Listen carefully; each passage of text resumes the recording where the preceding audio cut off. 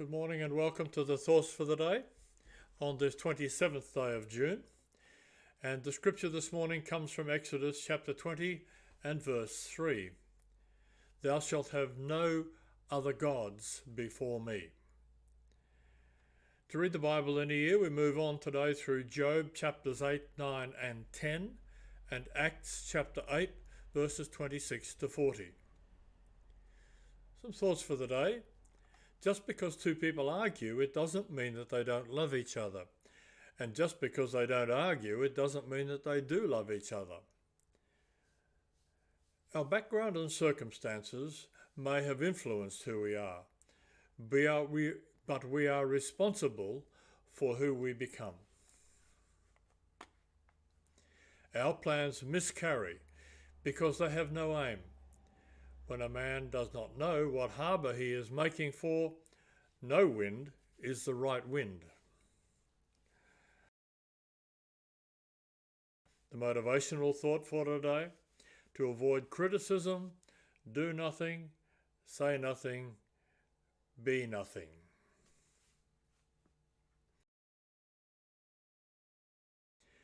On this day in 1898, Canadian-American adventurer Joshua Slocum arrived in Newport, Rhode Island, having completed the first solo circumnavigation of the globe.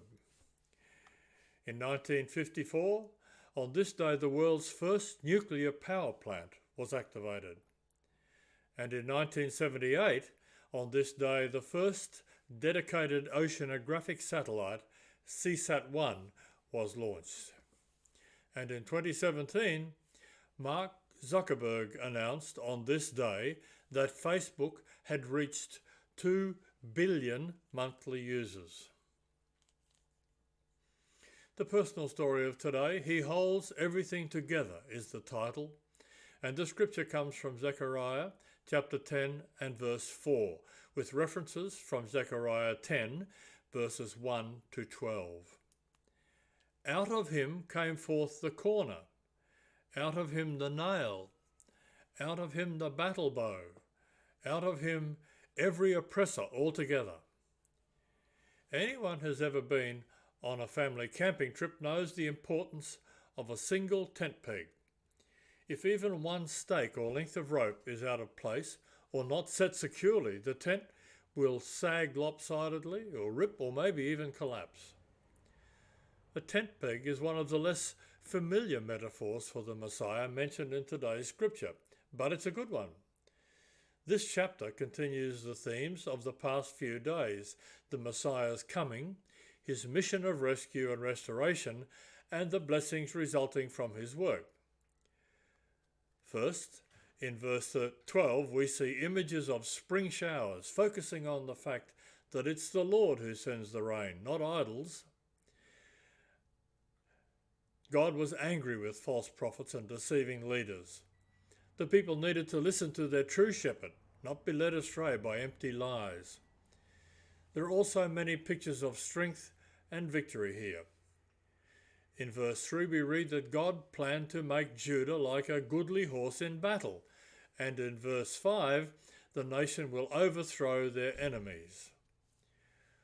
When the Lord brings his people home, they will pass through the sea with affliction, a clear allusion to the Red Sea crossing and his miraculous rescue of them from bondage in Egypt in verse 10 and verse 11.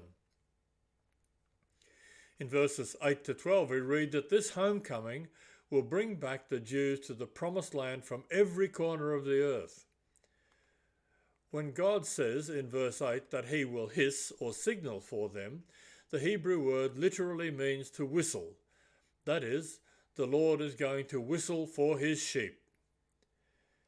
The most powerful images in this chapter refer to the Messiah, Jesus Christ. He is the cornerstone, the first and most important brick in God's building. We can also read that in Isaiah chapter 28 and verse 16 and Ephesians chapter 2 verses 19 to 21. As we have mentioned, he's the tent peg, the nail. He's also the battle bow, or the divine warrior we've already seen fight to save his people.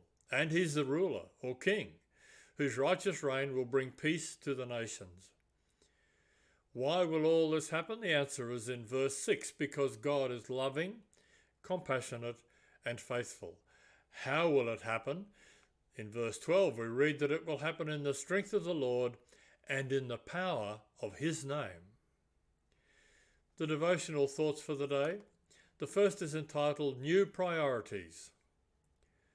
12 hours after the attack on the World Trade Center in New York, a television news reporter stood near Ground Zero with a sheaf of papers in her hand. She'd picked them up from the street, which was littered with debris from the fallen Twin Towers. One sheet was part of a corporate financial report, another was a business proposal, and a third was a retirement plan.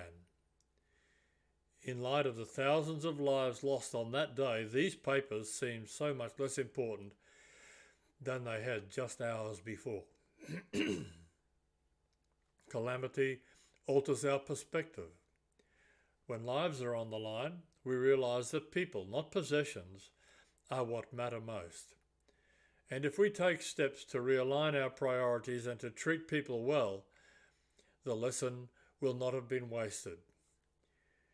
New perspectives on life, including those God gives us from his word, can quickly fade unless we put knowledge into action.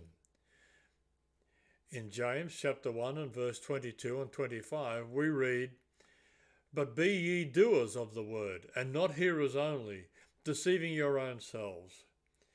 He, being not a forgetful hearer, but a doer of the work, this man shall be blessed in his deed." After great tragedies, and particularly during funeral services, many of us are challenged to put God and his people first in our lives. Let's stay in the word and take action to maintain this correct perspective. The second thought is entitled Abraham, God's friend, and the scripture comes from Genesis 12, verses 1 to 3. "Now the Lord had said to Abram, Get thee out of thy country, and from thy kindred, and from thy father's house, unto a land that I will show thee. And I will make of thee a great nation, and I will bless thee, and make thy name great, and thou shalt be a blessing. And I will bless them that bless thee, and curse him that curseth thee. And in thee shall all families of the earth be blessed." God's plan was that all humanity would live in his blessing. Through sin, death came into the world, and the people ended up in darkness. God's mighty work of restoration ensures that man can come out of the curse and find shelter under his umbrella of blessing. God seeks out Abram and enters into a covenant with him. Through him, God would bless mankind. Abram has no excellence or competence of his own. He's old, he has no children of his own. In the natural, there is little to build on. But God is wonderful. He does not build on fragile human foundation. Thus there is hope for all of us. When it came to having children, Abram and Sarai were just as dead as the sinful world they came out from. They could never be the source of a great nation on their own. They could never be a great blessing to mankind on their own. This was far beyond their ability, and it could have produced a great sense of hopelessness in their lives. How can God ask something of me that I can never accomplish? Many people have excused themselves at this point, settled for less, and started speaking against God. But not Abram. He was called Abram before he received the name Abraham, which means the father of many nations. He listened, accepted God's plan, believed what God said, and obeyed him. For this reason, he was declared righteous. He did not rely on his own ability, but was convinced that God was able to perform what he'd promised. Abraham became our example and the father of our faith, and he became God's friend. It pleases God when we believe, trust, and put our hope in him. The facts of the day. Other than fruit, honey is the only natural food that is made without destroying any kind of life. As I am sure that most parents will understand, a new baby usually deprives its parents of 400 to 750 hours of sleep in the first year. Joke for the day. The young bloke, 6 years old, having a talk with his mum just after Christmas, and he said to her, "Mum, is there really a Santa Claus?" And his mother looked at him and said, "Why do you ask that, sweetheart?" And he said, "Well, I was thinking about it because, you know, the Xbox that I got and the other present that I got, they were wrapped in the same paper, and I'm just wondering how that came about."